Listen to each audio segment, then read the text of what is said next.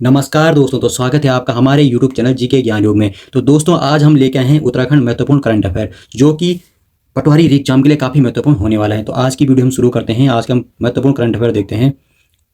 तो सबसे पहले हमारे पास है कि उत्तराखंड हाईकोर्ट के नए मुख्य न्यायाधीश कौन बने हैं। तो अभी बने हैं, वो उनका नाम है जस्टिस मनोज कुमार गुप्ता। तो इन्होंने जो शपथ ग्रहण करी है वो करी है 10 जनवरी 2026 को। इन्होंने क्या करी है? शपथ ग्रहण करी है। इनका जो क्रम है वो उत्तराखंड उच्च न्यायालय के 15वें मुख्य न्यायाधीश के रूप में ये बने हैं। तो इसका क्रम पूछ सकता है कौन से नंबर के हैं? 15वें नंबर के हैं। किसका स्थान लिया है? इन्होंने न्यायमूर्ति जी नरेंद्र की सेवानिवृत्ति के बाद यह पद संभाला है। तो अभी हम कुछ और अन्य इसमें फैक्ट देखते हैं, जैसे कि क्या है कि संवैधानिक प्रावधान है कि इनकी नियुक्ति संविधान के कौन से अनुच्छेद के तहत होती है? 217 की धारा 1 के तहत प्रदान की गई शक्तियों का प्रयोग करते हुए की गई है। और जो चयन प्रक्रिया है वो क्या है? सुप्रीम कोर्ट के कोलेजियम की सिफारिश पर भारत सरकार द्वारा संस्तुति राष्ट्रपति को भेजी गई थी। अगला जो हमारा करंट अफेयर है वो है यंग उत्तराखंड सिने अवार्ड 2025 किसे दिया गया। तो इसमें हम देखते हैं कि यह उत्तराखंडी सिनेमा और संगीत के क्षेत्र में दिया जाने वाला क्या सबसे बड़ा सम्मान है। इसका आयोजक जो स्थल है वो क्या है? यह कार्यक्रम नई दिल्ली में आयोजित किया जाता है। इसका मुख्य उद्देश्य कि राज्य की कला संस्कृति और प्रतिभा को क्या करना है? प्रोत्साहित करना है। 2025 के मुख्य आकर्षण इसमें क्या है? संस्करण हुआ था 2025 में। इस अवार्ड का कौन सा संस्करण था? ये 13वां संस्करण आयोजित किया गया था।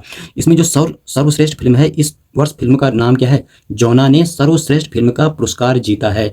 ये काफी इंपॉर्टेंट कि यंग उत्तराखंड सिने अवार्ड के लिए कौन सी फिल्म चुनी गई। इसका नाम है जोना। ये याद रखना, जोना ये एग्जाम में पूछा जा सकता है। अगला जो नेक्स्ट है वो है कि 19वां सूर्य किरण सैन्य अभ्यास। तो ये किन देशों के बीच हुआ है? वह है भारत और नेपाल के बीच में हुआ है। इसका जो संस्करण है वो है 19वां। इसका जो प्रकार है वो क्या है? सालाना द्विपक्षीय सैन्य अभ्यास है। इसका जो समय और स्थान है ये कहाँ पे है? पिथौरागढ़ में है, उत्तराखंड में। और इसकी तिथि क्या है? 25 नवंबर 2025 से 8 दिसंबर 2025 तक यह हुआ है 19वां सूर्य किरण सैन्य अभ्यास। किसके बीच है? भारत और नेपाल। अगर पूछेगा कहाँ पे? पिथौरागढ़, उत्तराखंड में। अगला प्रश्न है कि अब हमारा जो नेक्स्ट जो हमारा करंट अफेयर है वो है Adani group Kedarnath ropeway project. तो ये जो केदारनाथ रोपवे प्रोजेक्ट है ये किस ग्रुप को दिया गया है? ये पूछ सकता है। ये दिया गया अडानी ग्रुप को। रूट कौन सा है? सोनप्रयाग से केदारनाथ धाम तक। इसकी दूरी कितनी है? 12.9 किलोमीटर लंबी क्या है? रोपवे है। समय की बचत कितनी हो जाएगी इसको बनने के बाद? 9 घंटे की ट्रैकिंग अब सिर्फ क्या हो जाएगी? 36 मिनट में हो जाएगी जब ये बनेगा। इसमें जो लागत आने वाली है वो कितनी आने वाली है? 481 करोड़ की आने वाली है। इसकी क्षमता कितनी? 1800 यात्री क्या करेगी? प्रति घंटा एक दिशा में करेगी। अगला जो हमारा करंट अफेयर है वो है एशियन कैडेट कप इंडिया 2025। तो ये कहाँ पे हुआ? इसका आयोजन हुआ हल्द्वानी में इंदिरा गांधी अंतर्राष्ट्रीय खेल स्टेडियम में, मानसखंड हॉल में। इसकी विशेषता है कि भारत में पहली बार आयोजित अंतर्राष्ट्रीय फेंसिंग यानी तलवारबाजी की प्रतियोगिता है। मुख्य अतिथि इसमें कौन थे? पुष्कर सिंह धामी थे। 19 सितंबर 2025 को यह हुआ था। इसमें सहभागी कितने थे? 250 प्लस क्या एथलीट थे, जो कि क्या है? तजाकिस्तान, सीरिया, मलेशिया, थाईलैंड आदि देशों से थे। अगला जो हमारा करंट अफेयर है वो है विश्व आपदा प्रबंधन शिखर सम्मेलन 2025।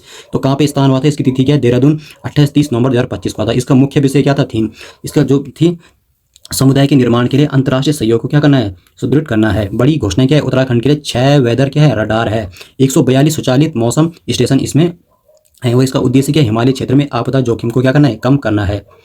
अगला काफी इंपॉर्टेंट है श्रद्धांजलि वरिष्ठ साहित्यकार व रंगकर्मी जुगल किशोर पेटसाली को। इनका जो प्रमुख योगदान रहा है ये क्षेत्र से रहा है। कुमाऊनी बोली, भाषा, संस्कृति और पारंपरिक लोक धुनों के संरक्षण के लिए समर्पित है।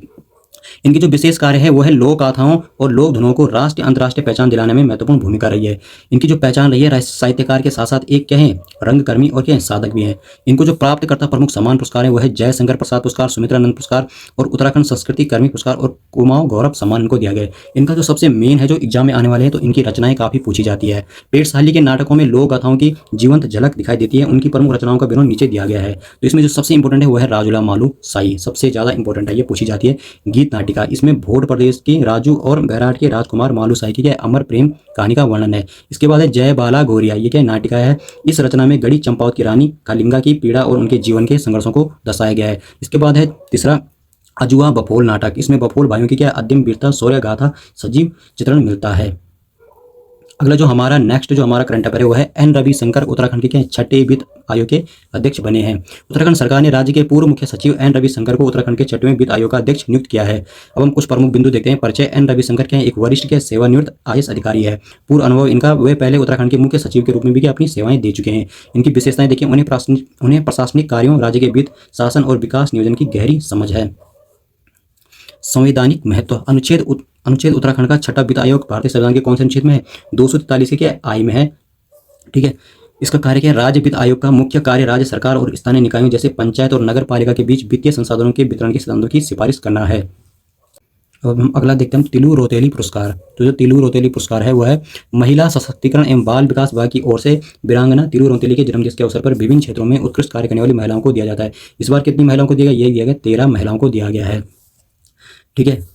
आंगनबाड़ी कार्यकर्ती पुरस्कार, कुल 33 आंगनबाड़ी कार्यकर्ताओं को उनके उत्कृष्ट योगदान के लिए सम्मानित किया गया। ठीक है, 33 के आंगनबाड़ी को दिया गया, 13 के महिलाओं को दिया गया। ठीक है, युवतियों को दिया गया है। इसकी जो पुरस्कार राशि होती है वो सभी पुरस्कार विजेताओं के खाते में डिजिटल माध्यम से 51 हज़ार रुपए की धनराशि जारी की जाती है।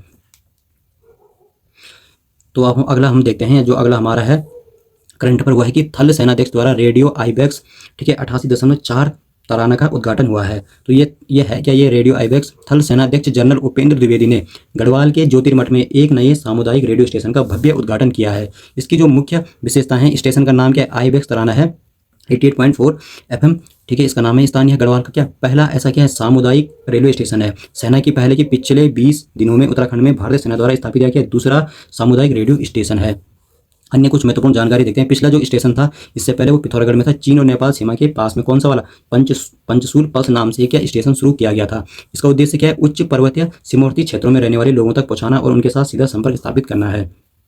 अगला जो करंट अफेयर है सबको ही पता है, उत्तरकाशी धराली आपदा। तो कब आई थी? 5 अगस्त 2025 को उत्तरकाशी की धराली में आई भीषण आपदा ने दर्जनों लोगों की क्या ले ली थी? जान ली थी। इस प्राकृतिक आपदा के मुख्य बिंदु कुछ नीचे दिए गए हैं। तबाही का मंजर क्या था? नदी का प्रकोप कौन सी नदी थी? पूछा जा सकता है कि कहाँ से आई थी, कौन सी नदी। इसका कारण था खीर गंगा नदी में अचानक क्या आई थी? बाढ़ आई थी। और धराली गांव मात्र 34 सेकंड में क्या पूरी तरह से क्या हो गया था? जमींदोज हो गया था। राहत और बचाव, इसमें ये पूछ सकता है कि जो इसमें जो राहत जो सैन्य अभ्यास जो इसका जो चला था इसमें राहत, इसमें यह पूछ सकते हैं कि इसमें कौन सा ऑपरेशन चलाया गया था। तो इसमें जो ऑपरेशन चलाया गया था तो उसका ऑपरेशन का नाम आयोग पूछ सकते हैं। तो ऑपरेशन का नाम याद रखना, कौन सा ऑपरेशन था? जिंदगी था इसका नाम। ठीक है, कौन सा ऑपरेशन? जिंदगी चलाया गया था। राहत और बचाव आपदा इतनी भयानक थी कि घटना के कई दिनों भी क्या लापता लोगों की तलाश जारी है। अभी तक भी कुछ लोग नहीं मिले हैं। वैज्ञानिक कारण है कि ग्लेशियर का मलबा, भूवैज्ञानिकों और एसडीआरएफ की टीम ने निरीक्षण और ड्रोन फुटेज के आधार पर बताया कि सिरकंड पर्वत के ग्लेशियर का मलबा ही इस तबाही का क्या असली कारण था। अन्य कारक लगातार हो रही भारी बारिश, तीव्र ढलानों से मलबे की गति और अधिक घातक बना दिया गया। अगला जो करंट अफेयर है काफी इंपॉर्टेंट है, ऑपरेशन कालनेमी। तो उत्तराखंड सरकार ने हाल में ही साधु संतों का भेष बनाकर लोगों को ठगने और सनातन संस्कृति को बदनाम करने वालों के खिलाफ कौन सी ऑपरेशन चलाए? कालनेमी चलाए। और ऑपरेशन जिंदगी किससे था? आपदा, धराली आपदा से था। इसका उद्देश्य क्या है? मुख्य लक्ष्य धार्मिक भावनाओं को ठेस पहुंचाने वाले, भूमि अतिक्रमण करने वाले, धर्मांतरण में शामिल लोगों को रोकना है। इसके कड़े कदम है यह अभियान लव जिहाद, ठीक है, लैंड जिहाद, अवैध धर्मांतरण जैसी गतिविधियों के खिलाफ है। प्रेरणा, इस अभियान का नाम रामायण के कालनेमी पात्र से प्रेरित है जिसने हनुमान जी को मार्ग से भटकने का प्रयास किया था। जन सहयोग, सरकार ने आम जनता से भी क्या संदिग्ध गतिविधियों की सूचना देने की अपील की है। अगला जो हमारा करंट अफेयर है वो है उत्तराखंड निवेश उत्सव 2025। तो केंद्रीय गृह मंत्री अमित शाह की मौजूदगी में रुद्रपुर यानी स्पोर्ट्स स्टेडियम रुद्रपुर में आयोजित उत्तराखंड निवेश उत्सव 2025 में धामी सरकार ने अपनी बड़ी उपलब्धि का उत्सव मनाया है। इसका जो मुख्य आकर्षक है बड़ी सफलता, दिसंबर 2023 के ग्लोबल इन्वेस्ट समिट के बाद निवेश के रूप में 1 लाख करोड़ रुपए की सफल ग्राउंडिंग पूरी हुई है। केंद्र का साथ गृह मंत्री ने राज्य सरकार के प्रयासों की सराहना की और केंद्र सरकार से भरपूर सहायता का आश्वासन दिया है। स्थान क्या है? यह भव्य कार्यक्रम रुद्रपुर के स्पोर्ट्स स्टेडियम में आयोजित किया गया है। अगला जो करंट अफेयर है कि उत्तराखंड में कितने गढ़ और किले हैं, ये पूछ सकता है। तो कितने हैं? उत्तराखंड में स्थित कुल 403 गढ़ और किले हैं। उत्तराखंड में महिला सशक्तिकरण के लिए तेरे मेरे सपने अभियान चलाया गया। ये था यौन पीड़ा से ये क्या चलाया गया अभियान है, तेरे मेरे सपने अभियान। उत्तराखंड की सबसे युवा ग्राम प्रधान कौन है? इनका नाम है प्रियंका नेगी, उम्र है इनकी 21 वर्ष। ग्राम सभा सारकोट यानी मुख्यमंत्री पुष्कर सिंह धामी द्वारा गोद दिया गया आदर्श ग्राम है। स्थानीय चमोली जिले का गैरसैंण विकासखंड भरारी सैंण विधानसभा भवन के पास में। चुनाव क्या है? उत्तराखंड त्रिस्तरीय पंचायत चुनाव में सारकोट की सीट महिला आरक्षित थी। रिकॉर्ड, प्रियंका नेगी को उत्तराखंड के सबसे युवा ग्राम प्रधान के रूप में देखा जा रहा है। तो इसको याद रख लेना, ये पूछा जा सकता है। और भराड़ी सैंण में क्या हुआ है? 11वां अंतर्राष्ट्रीय योग दिवस मनाया गया है। स्थानीय सूबे की ग्रीष्मकालीन राजधानी भराड़ी सैंण यानी गैरसैंण के विधानसभा परिसर में कार्यक्रम आयोजित हुआ है। मुख्य अतिथि कौन थे? पुष्कर सिंह धामी जी थे। अंतर्राष्ट्रीय सहभागिता, मुख्यमंत्री के साथ 8 देशों के राजदूतों ने भी योग किया था। मुख्य उपलब्धि, इस अवसर पर मुख्यमंत्री और राजदूतों ने योग नीति पुस्तिका का अनावरण किया था। पूछ सकते हैं कि जो योग दिवस पर कौन सी पुस्तिका का वो किया था? योग नीति पुस्तिका उसका नाम था। उद्देश्य योग के माध्यम से स्वस्थ रहने का संदेश और प्रदेश में योग नीति को बढ़ावा देना। अगला जो करंट अफेयर है वो है मेहरा गांव में मिली दुर्लभ ताम्र मानव आकृति। यह खोज उत्तराखंड के पुरातत्व इतिहास के लिए बहुत बड़ी उपलब्धि है। स्थानीय भीमताल के महर गांव में, ठीक है, मेहरा गांव में महर गांव एक घर के पीछे खुदाई के दौरान मिली है। समय है यह सिंधु सभ्यता काल की करीब 3500 साल पुरानी मूर्ति है। पुष्टि पद्मश्री किसने? डॉक्टर यशोधर मठपाल ने इसे क्या ऐतिहासिक बताया है। वहां वजन इसका कितना है? 2 किलो 400 ग्राम है, लंबाई है 22 सेमी, चौड़ाई है 28 सेमी। विशेषता यह तांबे की बनी क्या है? चपटी मूर्ति है जिसमें आंख, कान, नाक और मुख नहीं है। संरक्षण इसे अब संग्रहालय म्यूजियम में सुरक्षित रखा गया है। अगला जो करंट अफेयर है वो है कि जागेश्वर में बनेगा संस्कृति विश्वविद्यालय। स्थान जागेश्वर है, उत्तराखंड में संस्कृति विश्वविद्यालय बनने की योजना है। घोषणा किसने की है? पुष्कर सिंह धामी ने श्रावणी मेले के शुभारंभ पर की है। उद्देश्य क्या है? संस्कृत भाषा और संस्कृति का संरक्षण करना। अगला करंट अफेयर काफी इंपोर्टेंट है। हाउस ऑफ हिमालयाज आउटलेट का उद्घाटन। स्थान नई दिल्ली स्थित उत्तराखंड निवास परिसर में। उद्घाटन किसने किया है? सीएम जी ने किया है, पुष्कर सिंह धामी ने। उद्देश्य है कि उत्तराखंड की पारंपरिक धरोहर, लोक संस्कृति और जैविक उत्पादों को क्या करना है? राष्ट्रीय राजधानी में नई पहचान और बाजार दिलाना है। इतिहास क्या है इसका? आर्य समुद्र इतिहास को पीएम मोदी ने इन्वेस्ट समिट के दौरान इसका लोकार्पण किया है। विजन क्या है? उत्पादों की ब्रांडिंग, डिजिटल मार्केटिंग और लखपति दीदी कार्यक्रम के साथ लक्ष्यों को पूरा करना है। अगला जो करंट अफेयर है वो है कि वीरेंद्र जी हैं, उन्होंने माउंट एवरेस्ट फतह कर रचा इतिहास।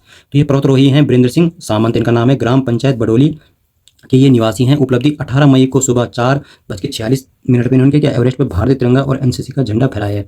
अभियान की शुरुआत रक्षा मंत्री राजनाथ सिंह और सीडीएस ने इंडिया की एनसीसी टीम को फ्लैग ऑफ किया था। अगला जो करंट अफेयर वो है शिक्षा क्षेत्र में नई पहल। तो सरकारी स्कूल में क्या होगा? उत्तराखंड के 550 सरकारी स्कूलों को उद्योगपति गोद लेंगे। इसका लक्ष्य क्या है? सरकारी स्कूलों की बुनियादी सुविधा और शिक्षा की गुणवत्ता में सुधार करना है। अगला जो करंट अफेयर है वो है 125 साल पुरानी लॉर्ड कर्जन रोड या ट्रेल का नाम बदलकर अब क्या है? नंदा सुनंदा परिपथ रखा गया है। तो पूछ सकते हैं कि लॉर्ड जो कर्जन रोड है इसका नाम क्या रखा गया? नंदा सुनंदा परिपथ रखा गया है। उत्तराखंड सरकार ने चमोली जिले में स्थित 125 साल पुरानी लॉर्ड कर्जन रोड या ट्रेल का नाम बदलकर अब क्या रखा है? नंदा सुनंदा मार्ग कर दिया। यह 200 किलोमीटर लंबा क्या है? ऐतिहासिक ट्रैक है जो 50 गांवों से गुजरता है। अब कुमाऊं और गढ़वाल हिमालय की क्या है? संरक्षक देवी है कौन सी? नंदा देवी। तो ये थे हमारे ग्रीन टर्न बुक से कुछ करंट अफेयर। तो ये काफ़ी इंपॉर्टेंट होने वाली है उत्तराखंड एग्जाम के लिए और बाकी अन्य एग्जाम के लिए भी। अगर आपको वीडियो अच्छी लगे तो वीडियो को शेयर कीजिए और चैनल को सब्सक्राइब करें। धन्यवाद।